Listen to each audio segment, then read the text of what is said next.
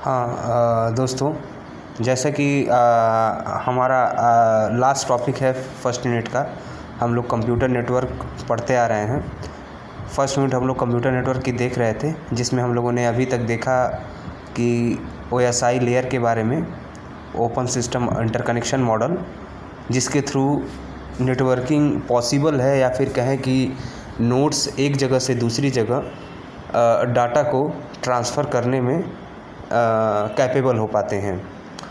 7 layer में पहली layer हमारी फिजिकल लेयर थी, फिर डाटा लिंक लेयर थी, फिर हमारी नेटवर्क लेयर थी, फिर हमारी ट्रांसपोर्ट लेयर थी, फिर हमारी सेशन लेयर थी, प्रेजेंटेशन लेयर और एप्लीकेशन लेयर। फर्स्ट यूनिट में दोस्तों हम लोग फ़िलहाल बात कर रहे हैं इसका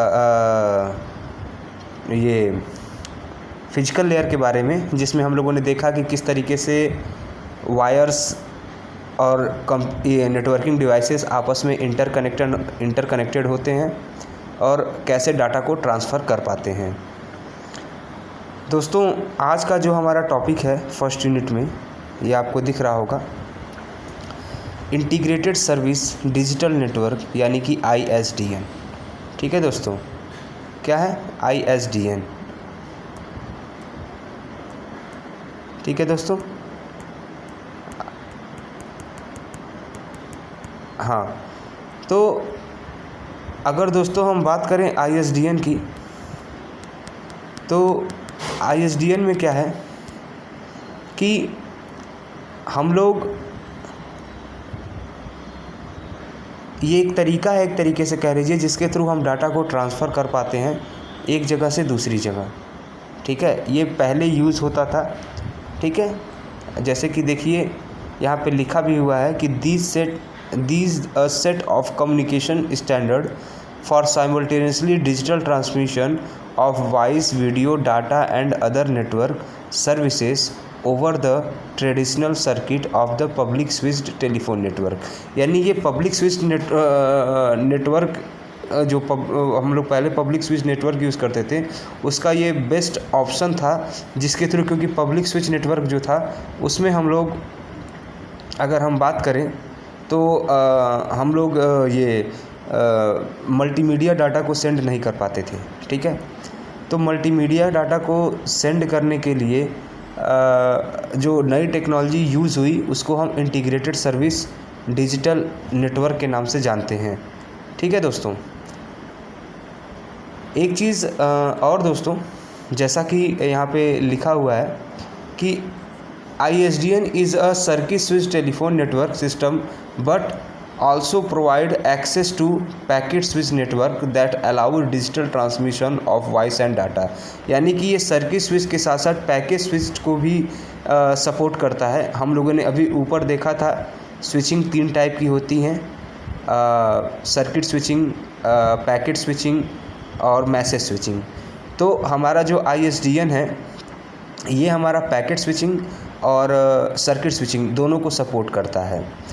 ISDN में दोस्तों 2 तरीके के इंटरफेसेस यूज़ किए जाते हैं। यहाँ पे देखिए आपको लिखे होंगे, बेसिक रेट इंटरफेस और प्राइमरी रेट इंटरफेस। ठीक है ना।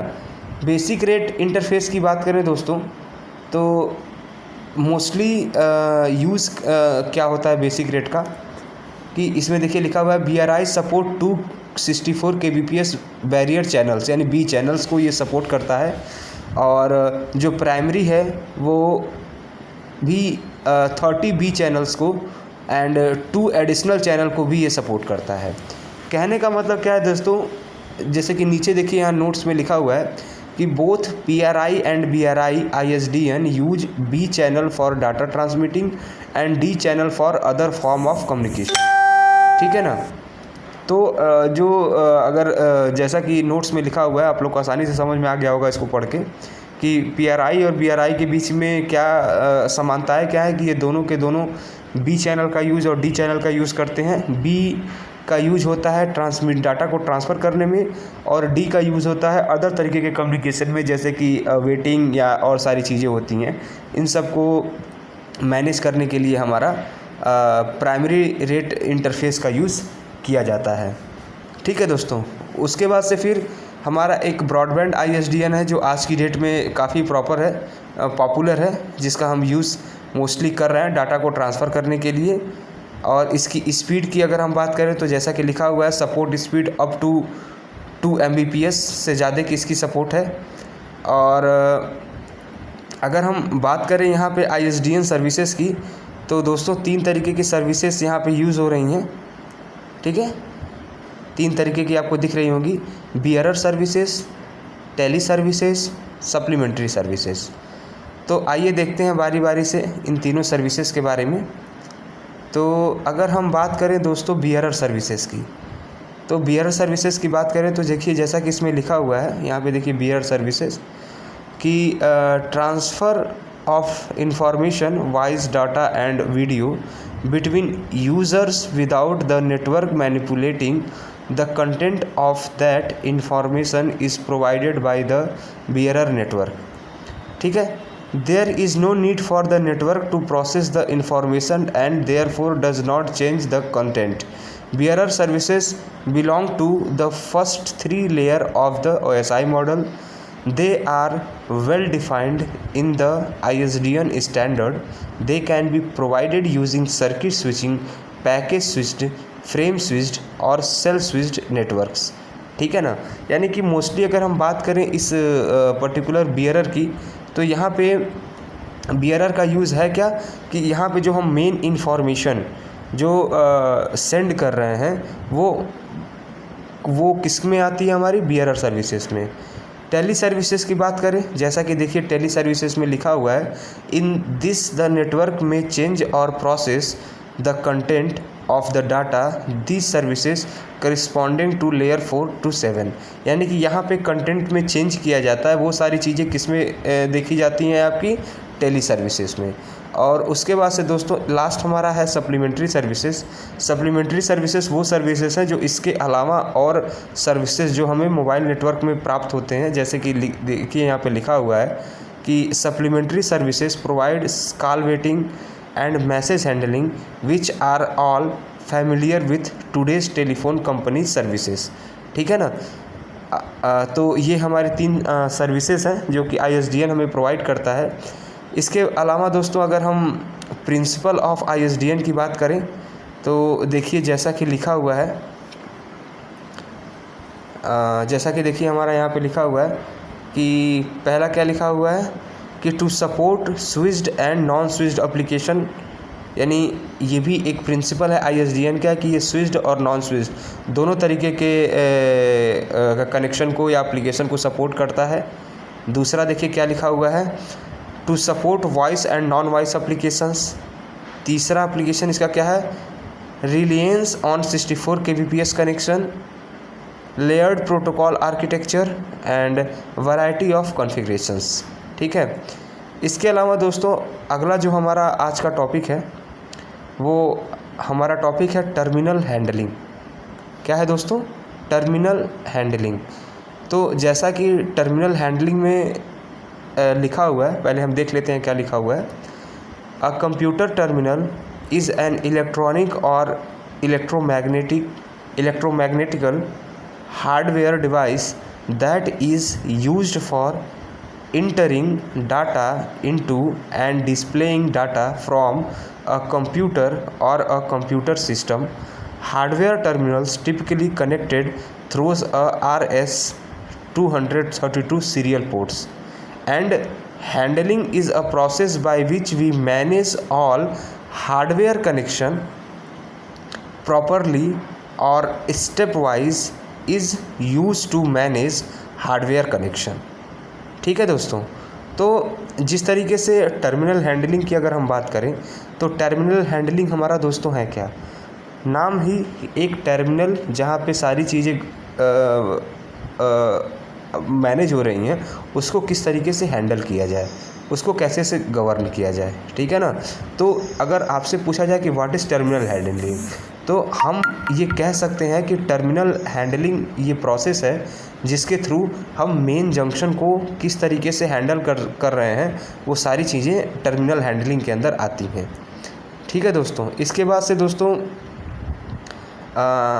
इस यूनिट के लास्ट में हमारा कुछ चीज़ें और हैं, जैसे कि हमारा ये देखिए goal of computer network. Goal of computer network की बात करें तो सबसे पहला मेन जो अगर हम कहें गोल ऑफ कंप्यूटर नेटवर्क, तो हम क्या कह सकते हैं कि कंप्यूटर नेटवर्क अगर हम क्रिएट कर रहे हैं तो हमारा पर्पस क्या है इस कंप्यूटर नेटवर्क को क्रिएट करने के लिए, हम किस पर्पस से इस कंप्यूटर नेटवर्क को क्रिएट कर रहे हैं, ठीक है ना। तो उसमें सबसे पहला है आपका resource sharing, scalability, reliability, communication media, centralisation, better performance. तो दोस्तों अगर हम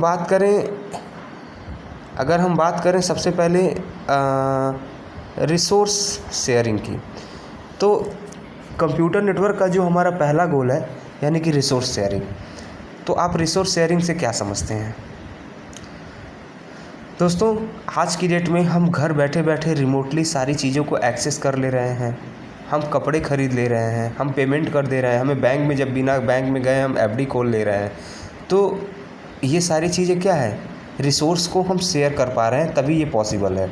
और कहीं ना कहीं कंप्यूटर नेटवर्क ही वो ज़रिया है या वो वे प्रोवाइड कर रहा है जिसके थ्रू हम ये रिसोर्स शेयरिंग कर पा रहे हैं।